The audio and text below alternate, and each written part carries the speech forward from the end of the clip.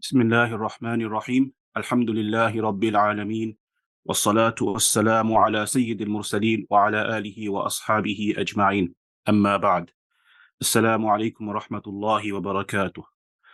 This is a quick overview of this online course, this important online course at asubah.com with the title Rules of Haid, Menstruation and Nifas Postpartum Bleeding. So this is a detailed course on this subject of haid, menstruation, and nifas, postpartum bleeding, over 10 sessions. And it offers an in-depth practical guidance on the rules of haid and nifas and related topics in a manner that even somebody who is not familiar with the technical terms of this subject, or who has not studied this subject academically previously, will inshallah be able to follow. The course aims are as follows: to appreciate the importance of learning the rules of haid, menstrual bleeding, and the necessity of consulting qualified religious scholarship in cases of uncertainty. And number two, to gain an understanding of all common scenarios of normal and abnormal bleeding and the consequent rulings according to the Hanafi madhab. Imam Ibn Nujaym, rahimahullah, a major Hanafi scholar from Egypt from about 500 years ago, explained that having knowledge of the rules of menstrual bleeding is one of the greatest obligations. Right? It's one of the greatest obligations. So it's not a trivial obligation. And he explains why: because the importance of the knowledge of something aligns with the severity of the consequences of its ignorance. The harm resulting from the ignorance of the rules of menstrual bleeding surpasses that of other matters. Hence, close attention to learning these rules is incumbent. Right? In other words, the harm, the repercussions, the consequences of not knowing these rules are major. And therefore, the obligation of knowing these rules is equally great. Right? And what's an example of this harm? In explaining this passage of Ibn Nujaym, one of the major scholars of the Hanafi madhab, Ibn Abidin, rahimahullah, he gives an example as follows: لأن المرأة إذا لم تعلم مسائل الحيض ربما تترك الصلاة والصوم وقت الوجوب وتأتي بهما في وقت وجوب الترك وكلاهما أمر حرام وضرر عظيم. And he presents other examples. Right? He says, because let's suppose a woman does not know the rules of hayd, she may end up missing salah, missing prayer, missing fasting when she's supposed to, when it's obligatory on her to pray and fast. Or she may end up praying salah and fasting, right? Like, for example, in Ramadan, right, when she is supposed to not be praying or fasting, right? And both of them are impermissible and are haram, and both of them are a major harm, right? Because, and often it's assumed that these rules of regarding hayd and regarding how a woman will figure out whether she is experiencing hayd, menstrual bleeding, or if she is experiencing something abnormal, it's simple, it's straightforward, right? They can just figure it out on their own. But actually, this topic is very complicated, it's very intricate, and it's not straightforward, and often mistakes are made.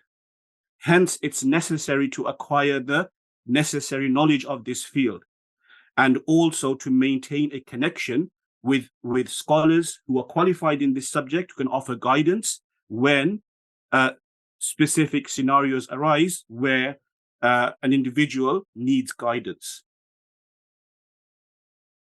Imam al-Nawawi, rahimahullah, was obviously a major scholar, a major imam, a faqih belonging to the Shafi'i madhab. And this course is based on the Hanafi madhab, but it will touch on a few opinions, a few of the viewpoints of the other madhabs as well on certain issues. Imam an-Nawawi rahimahullah, he said on this topic, the topic of hayd, of menstrual bleeding, is a difficult one. Even many prominent individuals have erred in it because of the subtlety of its rules, because of the intricacy of the rules. Scholars of verification have paid it close attention and written separate books on it. I have seen uncountable times where only experts, few and far between, who specialize in the topic of menstrual bleeding are able to answer subtle questions asked by men and women on the topic, right? So he's explaining that it's a difficult subject where you have people who dedicate themselves to it, right? And people who don't dedicate themselves to it, often they will end up, because of the intricacy of the subject, they will end up making mistakes.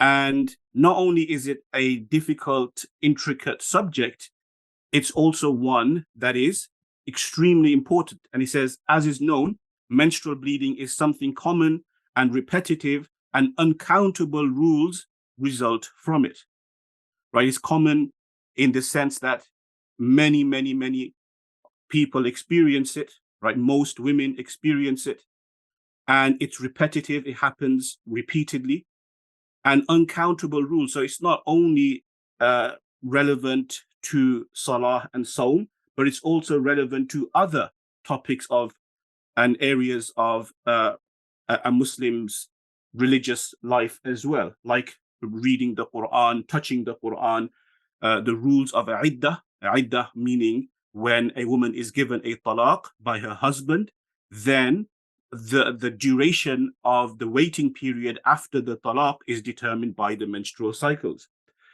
The rules of Hajj and Umrah are also impacted by hayd, and of course rules regarding intimacy between a married couple, right? And there's other rules as well, which are covered in the course.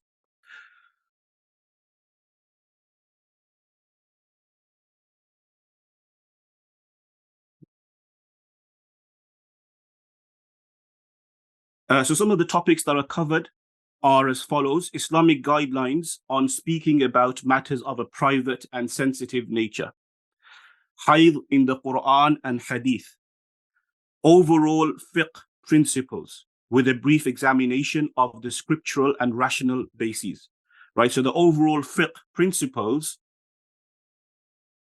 those are sufficient to determine and to facilitate an individual to determine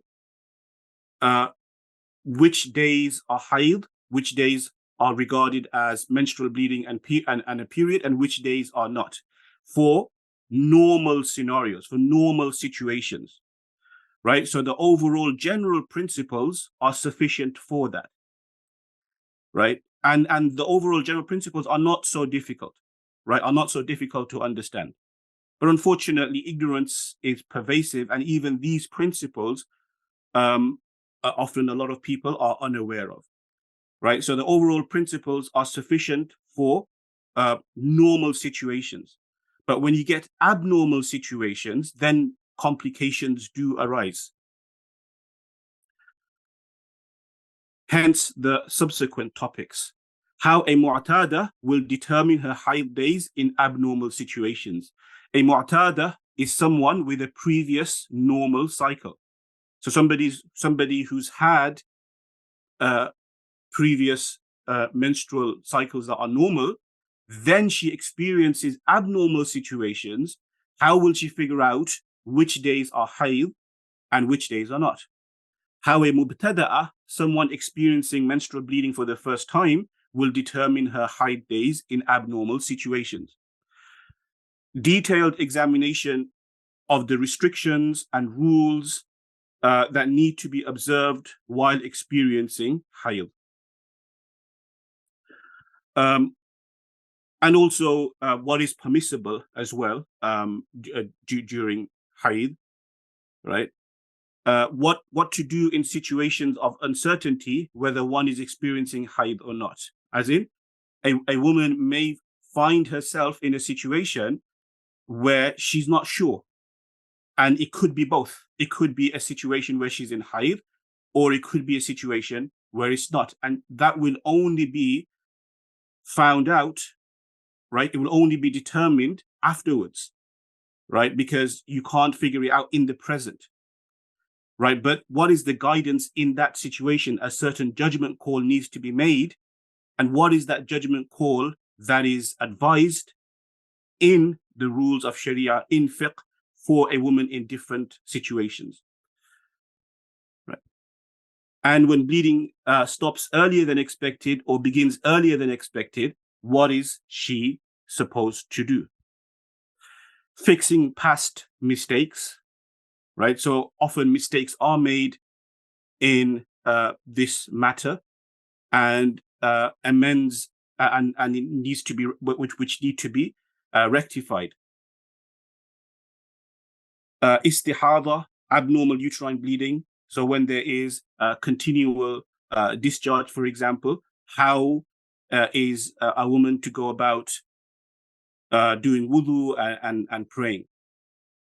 The rules of nifas, postpartum bleeding, the rules of iyas, post-menopause, and the rules of normal discharge.